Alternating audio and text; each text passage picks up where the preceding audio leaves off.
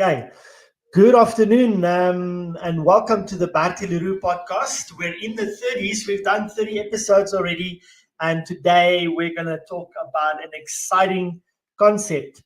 And I'm going to let Barty just introduce us to that topic. Why is it important to him, and what is his thoughts on it conceptually? Barty, you've got a very controversial thing that you shared with me, and that is let's talk about the difference between a manager and a leader. Thank you very much, and thank you for having tuned in and listening to me. You know, I think as old as the mountains is the difference between what is a manager and what is a leader. And what I've been spending some time with in the last couple of months, really intensively, is to look at management versus leadership versus followership versus beyondership. And that is what a lot of material that I've created about that, and you can listen. You go to my website and you can listen to some of them and get some ideas about it. But today, just what I want to spend about is about management and leadership, because I get confronted with that as a consultant, and as a coach too often. Because the moment you talk about responsibility that you are taking for somebody else's growth or development or output, people link to that leadership and not necessarily management. And then we come into this argument of whether leadership is an inborn talent, an ability, or whether it is a learned trait that you can have, such as management. Because I can be taught about management, because there's certain steps and controls within management definitions of what is a good manager. But those definitions clearly doesn't exist when we talk about leadership. And I was talking to a youngster that has been called a manager for a long time, but has now been given responsibility for a team, and therefore for output. So when I was challenged, and I shared and I spoke about that to him, Ivan, I thought about an ox wagon with 8 or 10 oxen in front. And that was normal because those oxen are so far away from the person that's holding the reins, to an extent, sitting on the wagon itself. He needs assistance, and there's normally somebody walking there with a big stick, with a whip, and that is the person that is managing this team of oxen to go somewhere, to pull this wagon somewhere. So it is within his control to make certain that they are all moving, and that one is not just stopping, that they're all moving, and by definition, he's allowed to even punish them if they are out of line. So he will use his whip, and he can decide whether he hit them on the head or they hit them on the backside or just over the body. But to my mind, that's the role of a manager. So the manager is there to make certain that this oxen is in motion, whilst the leader that had decided where this ox wagon is going to go to and where they're going to end of the day or end of the month or somewhere, is the person that's sitting on the ox wagon itself. That's where the decision making sit, and the responsibility and the accountability lies for the vision for the future, not lying with the manager. The leader appoints the manager to get the work done, to get the productivity out of the people. And to my mind, that is so important. And if you're young in positions like that, it's almost like when in the IT environment, they talk about a team lead when there's a project and something. So it's a functionary that takes the responsibility for the others, become almost the spokesperson of the team. So the team lead. And in management, it's the same. So the junior management mustn't grab and run and say, I am a leader of this team. I don't expect as senior management and leadership of the organization, from my junior management to be leaders by definition. Their responsibility, therefore, is output.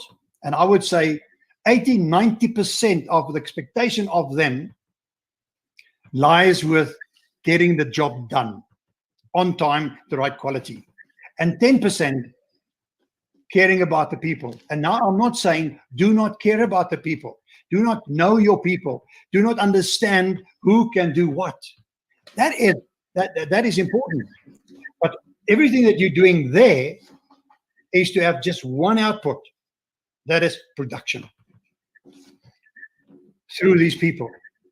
And as you then moved into management, more senior management, your role in terms of accountability and responsibility shifts and changes. And that is important. But that is part of my concerns, and maybe I can raise it here as an ex-teacher. I was always concerned about who's get elected. I'm not talking about class captains. I'm talking about the leaders of the students that is get elected by the students, by the scholars, or by influence from the teachers. Sometimes I was wondering whether the students really selected certain people, or whether that wasn't just a Trump exercise, if you can say that. But we grow up, therefore, with a misconception of what is a leader. And then we end up in business or in real life. And we still can't distinguish between leadership and management. And then I talk about what after leadership, what differentiates a good leader. We talk about followership. In other words, having earned the right to lead, and not being appointed to lead only. And then beyond that, what is beyond the ship? Because beyond the ship is a leader that has the ability to see where others stop seeing, stop acting, and stop responding, and to go beyond almost the inevitable. Okay. So I don't know, Ivan, any thoughts from your side?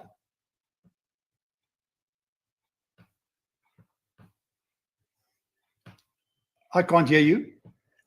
I've got a definition that I want to share with you that's there on the screen, that I want your thoughts on. It's in one of the leadership development programs. This is something that we share. Leadership happens anytime we influence the thinking, behavior, or development of another person. To that, I can just say amen. Because that is what is key to understanding more about the individual, and not just about what they are capable of in terms of manufacturing, of output. Because by investing in them, and the investment in the individual, in your team members, in your whole company, every single individual employee, by investing in them as a person, development and growth, you get so much more out of that. Because exactly that, leadership by essence is being part of and leading. It's not chasing people, saying, and I refer it to a leading horse of a pack, or of lions or whatever. They've earned the right to be the strongest, the wisest, fastest, and they lead through that example that's set. And people are then willing to follow them because they set an example. And if they then start plowing back, investing in their team, not necessarily saying to them, you are capable of 100, but understand that that individual is a human being. That the response, if that person is maybe failing in terms of my definition of what they are capable of, is to approach it from a different perspective by saying, I know you're capable of much more. What is wrong? Is there something I can help you with? Is there something wrong with your family, at home, with your life? Not at the office. Forget about the office. I know they're capable of much more, but there must be something wrong in their life. And that is the ability, the sensitivity that true leaders with charisma and everything that's linked to those kind of not attributes makes for good leadership. There's a couple things that I want to work through with you, conceptions and things that people say. But we've got a saying in our organization that is actually one of our traditions, if you will. And it's a saying that says, people don't care how much you know until they know how much you care. How important is it for a leader to care for the people that they are busy with, that they are working with in an organization? That is the key. That's the most important thing. And that's where I started by saying this junior manager is responsible 90% of his time for production and output and 10% of people. When we get into leadership, it's 100% just people, because he appoints people to do the actual work and get the output and the balls rolling and the company functioning. All he has to do is to look after people. And that is where Bram Pretorius, very notorious expert leader here in South Africa, said in himself, a true leader's office is his shoes. And I just love that. A true leader's office is his shoes, because he belongs amongst his people, because he must do exactly what you were saying. He must be showing that he cares and knows all people, not just his management team, not just his exco, his organization, everybody in organization, so that he can greet the cleaner by name, whether it's 1,000 people in the organization or not. Spend time amongst your people in your office being your shoes. So I fully support and embrace what you're saying. I want to share something with you that I really, really like. It's going to be an image that I'm going to share on the screen, and we call it the inverted leadership pyramid. Okay, and so let me just see. Okay, can you see? Hold on. Can you see that? I can see that. Okay, so the concept here is that as a leader or a person that's at the top, in inverted commas, they should lead upward. So they don't lead from the top down, they lead from the bottom up. And it's the concept of a manager doesn't work for the customers. They work for their employees, and the employees are the ones that work with the customers. And we've spoken about this before. What are your thoughts on this? Just dotting a few notes down here. That's absolutely the truth, and that is how it should be. Because at the end of the day, the executive team is really the customer of the CEO. And so is the employees, the customer of the executive team. And the employees obviously look after the customers. But at the end of the day, every other person that I deal with, impact, or a request for an input or give an output to, is my customer. And if I understand that, so it's not, as you say, and I like this concept, inverted pyramid. It's not top management downwards, as it always say. It is what we should do to make this company a success and to function effectively. We must have the clarity and the vision of what is my role in the organization as the CEO, as the executive team. And I can believe that if you adopt this kind of approach in organization, it would be a highly successful organization, because everything that is required and necessary for a company to ensure engagement, commitment, to take ownership of this company being mine, communication, effectiveness, efficiency. I can just go on and note it because it will be there, because the right people is guiding the next level, defined as the next level of right people. And I developed others and grow others through this model. I did a webinar on Wednesday, and one of the things that we spoke of, Bertie, was the characteristics of an influencer or a leader is, and the reason I say this is because you said people in those positions of power or presumed power, they would say, this is my company. So either you own the company, you're the CEO, or you're a division head, you're like, this is my company, this is my team. Where people of influence or leaders, they use the language of we versus me. So you earlier were talking to me about communication as well. So communicating in this way, how important is it to use that language instead of this is my domain, this is my team, this is my company? That's where the concept of engagement comes in, and that's where the biggest concern nowadays internationally is, and it could be partly blamed to the pandemic and lockdown, but people have got less and less engaged in organizations and moved to a non-engagement in organization. But by definition, the engagement is that I can say, I am part of this company. I am the company, and the company belongs to me. So doesn't matter what my role and function of the organization is. I talk about my company because it's my company that I work for, and it's my company that I care for because this is the company that's looking after me. But if I don't have that feeling that the company cares for me, it changes to me. I work for this company. And it's not, and by definition, it's not, I am the company.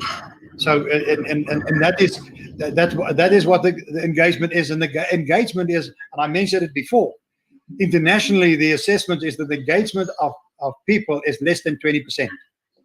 Yep. Now, if you think about effectivity and productivity, and the engagement of the people in an organization is less than 20%. My goodness.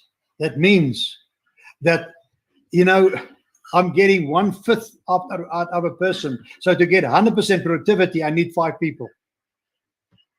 That is shocking. That is shocking. And how can I change that?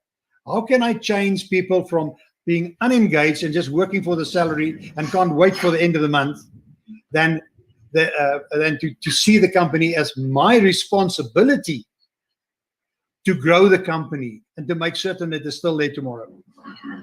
Because by essence, that is what it's all about. I had worked for a company about probably 10 years ago, where my manager said to me, the kind of person that I'm looking for is not a clock watcher. Not someone that says, okay, I'm going to be in at exactly 9 because that's when I'm supposed to start. 12 o'clock is my lunchtime, so I'm not available. 1 o'clock, I'm re-engaged, going home at like 5 to 5. I'm already packed up and I'm going. What is the balance of that? Because I know you're coming from an HR environment as well, Bertie.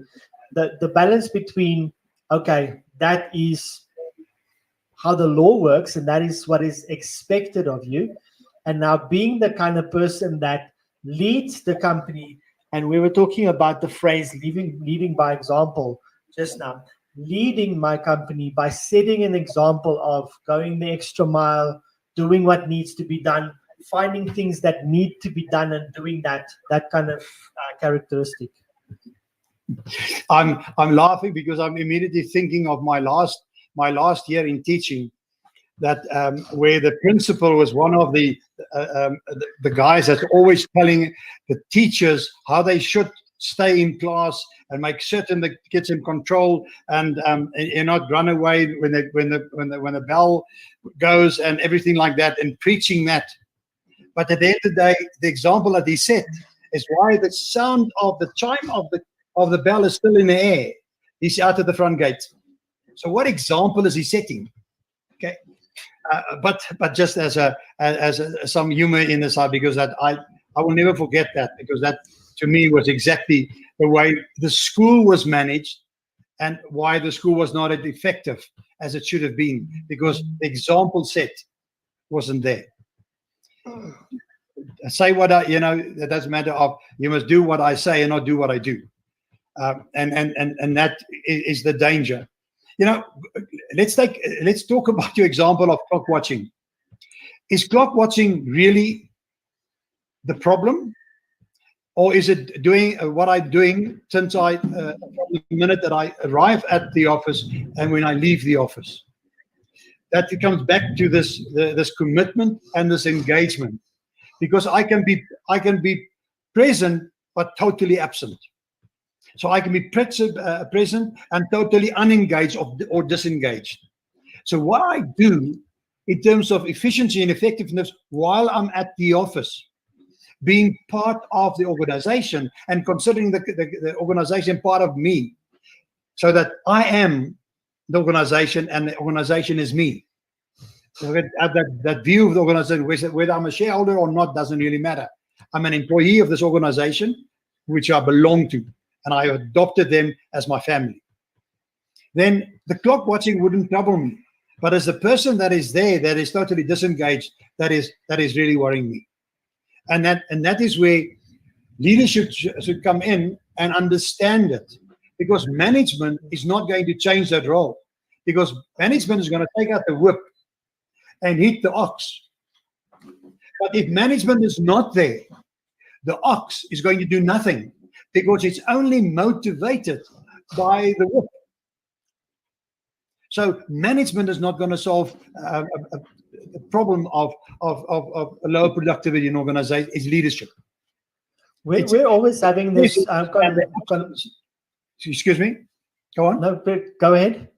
No, I'm just saying it's the absence of leadership that can be blamed for what is going wrong in organizations. And I'll talk about board of directors and shareholders and management as well, just as a passing thought. But you wanted to say something? We're always having this conversation about beyonders, and we are, the view that we had in all this time was, okay, a beyonder is this exceptional person, it's a celebrity or a high performer, etc.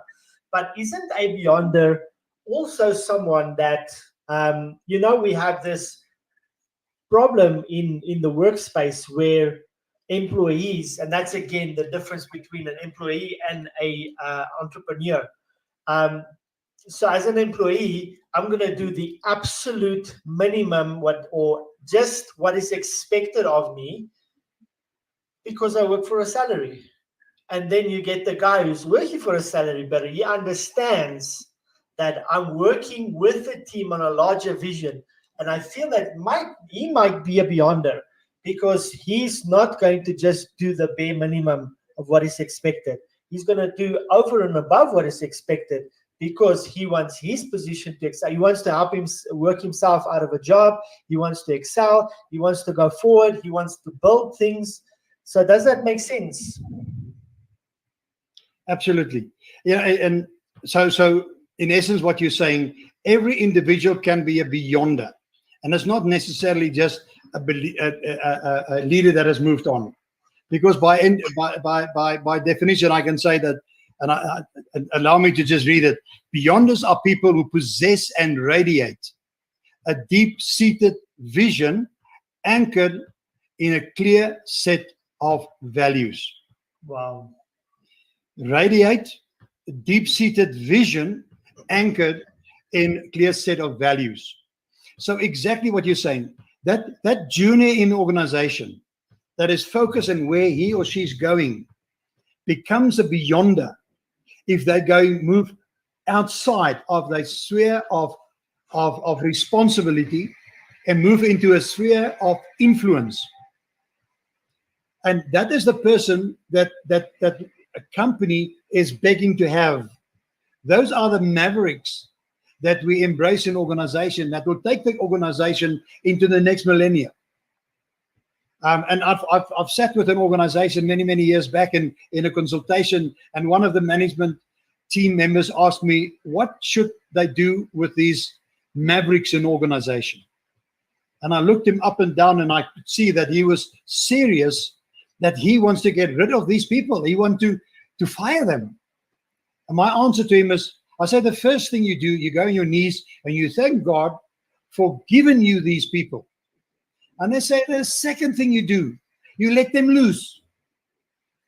You get them free access. Let them loose in the organization, because they will take you where you don't have the ability to think, to take the organization, because you don't have the ability to think like beyonder. But those people are thinking outside the box. And because they are not limited by any boxes.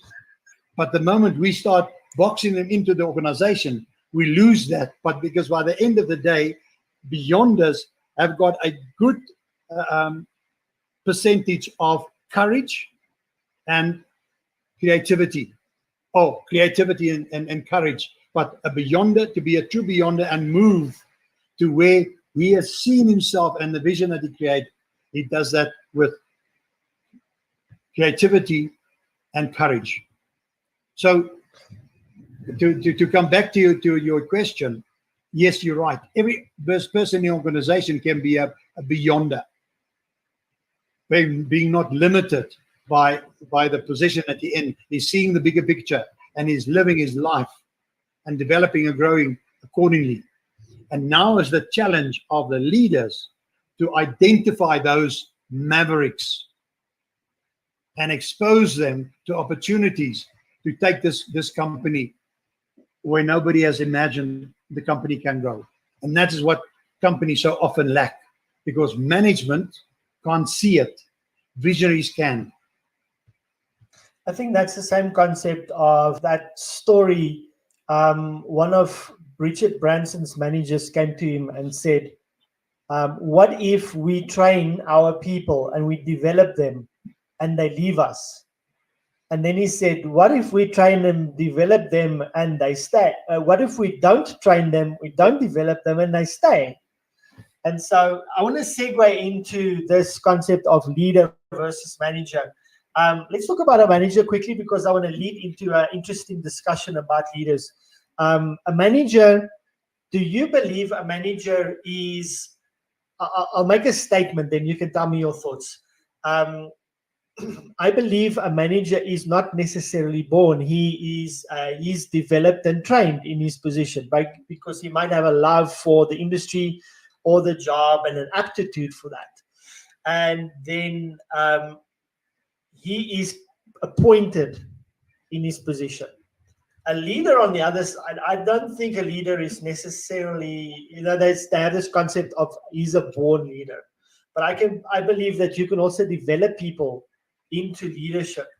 And I feel that leadership is a position that's not necessarily given, but it's earned. So it's a natural thing that you settle into, where people say he's a leader because people follow him and they go wherever he goes. Where a manager often has to, you do what I say, you have to do this now, etc. And so there's a big antithesis between those two, because I think the values between the two is quite contrasted. Exactly that. We started the discussion out there by saying that I can teach people the principle of management, because I give them responsibility for certain functions and actions and outcomes in organization, responsibilities. And then I can give them accountability at the end of the day. But the leader is only accountable. But the leader, as we also said, he or she is leading people. They are not leading functions. So the individual that is the manager is my responsibility as a leader, not the manager that is the person. So I lead the person in a managerial role. But you're also right, that there's certain managers that is more comfortable with driving the oxen. They don't want to be seated in the wagon. So a lot of companies have developed that, because as people get more senior, they promote them, and often you promote people to their level of incompetence, which is by the Peter principle, because you want to acknowledge this individual that's being so good. But what you're actually doing, you are promoting him to the level of incompetence, and at the end of the day you say, I can't understand this individual. He was so excellent in doing the work. Now I make him the manager and he's a total disaster. The problem lies with you, Mr. Leader, that appointed that guy as a manager. So the solution is make certain that you do not promote your professionals and your most successful people necessarily into managerial roles. They are really good at what they are producing. Leave them that and grow them.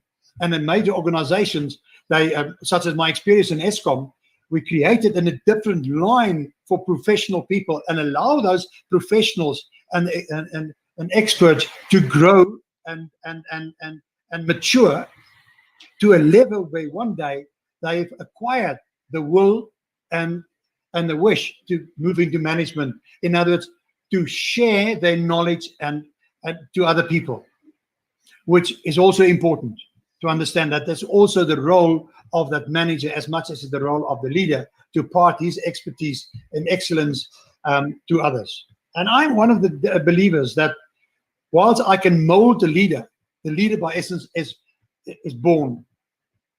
Because there's some people that is just, they just get followed by other people. People just trust them. And in the animal world, we know that it exists. They are born to be a leader. And in my view, it's still the same with us. The leader that can go beyond is the born one. The other one is created because he followed certain steps and read all these wonderful books and say a leader must be credible and confident and must be composed and and all those kind of things. It's great, fine. If I have to think every second of the day of what is expected of a good leader, then I'm not a good leader, and I will never be. It must be a natural thing that comes from me, that people just follow me because I exert that, let's call it authority, that right to walk ahead of the pack. Barry, let's give the audience a final thought. What would you want to leave the audience with in terms of this question between leadership versus management? Allow me just a minute to digress here. I just want to share one concept of in terms of shareholders, board of directors, and management. In many companies, especially the smaller companies, family companies, private companies, the role clarity, as we have the role clarity between management and managerial responsibility and leadership, comes to play there as well. Because in actual fact, the strategic direction of an organization is given by the shareholders, because the shareholders is instructing the board of directors, which they have appointed, to lead this company, this organization, in a specific direction. Because at the end of the day, the shareholders have got one interest, and don't blame them for that. They've invested in the company and they want a return on investment, any which way. It is the responsibility of the board then to make certain that the wishes of the shareholders is passed on to management, so that they can follow through with that, and that management include then leadership of the organization. But in the smaller organization, the shareholder, and sometimes the majority shareholder, is also a kingpin on the board of directors and maybe even the chairperson. And that individual might also be the manager in the organization.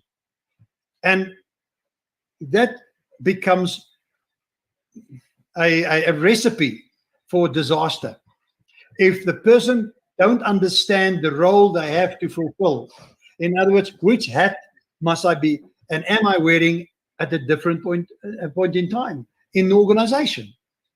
And that sometimes is diluting the focus, and the whole organization is suffering until people get that role clarity. Okay, so we're talking about your shareholders and your board of directors and your management. And that is why it's so important nowadays to appoint non-executive directors onto these boards, not just to bring another perspective, but to keep the board intact. And so, listen, guys, this is your responsibility. And I'm not talking just saying this is according to the King Commission. This is how you should play your role as a board. No, it's just to say to people, this is where you'll be more effective. But okay, let's conclude. And I want to use the concept of followership, where it said that at the end of the day, whether you're a manager, whether you're a leader or whatever, you have to earn the right to lead. And too often, and most of the time, those people are appointed by management, by the board, appointed the position, lots of times because of their technical knowledge. I mean, I have nothing against accountants and CAs, but there was, for a long time, many of the corporates in South Africa had the number crunchers, the CAs, on their boards and in the senior positions, because they considered rands and cents the most important. Okay, until it shifted and saying the rands and cents follow, as we say, passion plus purpose is equal to prosperity. In other words, the prosperity of the organization comes out of the passion and the purpose that I instill on people and allow my staff to live while part of their organization, their company. Then this company will be prosperous. So, Mr. Leader, that has earned the right to lead and therefore earned the right to be followed, understand that if you give your team the clarity of their passions and their purpose and apply them accordingly, you will be successful. And in so doing, by definition, I will give you that certificate and say, you, my friend, is a beyonder. Thank you for the opportunity to chat with you again today. Thank you so much, Bertie. For those that have been listening, you've been listening to the Bertie Leroux podcast, and we're looking to take this internationally. So if you loved what we said today, we'd love you to share this with someone, tag them below in the comments, etc. And Bertie, if we can ask the audience one question so they can interact with us below, what do you want to ask them? I would like to challenge them about the engagement. For them to be honest and sincere when they look in the mirror and ask themselves, are you really engaged? And if you ask, my friend, fantastic, wonderful, keep it up. You are a beyonder. And if not, ask yourself the question, why not? And what can I do? Because if I can lead by my example, where it doesn't matter what is my role in the organization, I will pull others with me. I promise you. It needs to start with you. Don't expect the change to come from others. And don't expect that you will be able to change others so that you can change. No, my friend, you have to change first. So look at yourself and ask yourself, are you engaged? Awesome. So there's a question of the day. What can we do to increase engagement in our organizations? Thank you so much, Bertie. Always a pleasure speaking to you. I'm very excited for what we're building up to, and I'm looking forward to seeing the lives transformed and changed because of what we're doing here. Thank you again. Pleasure. Goodbye for now.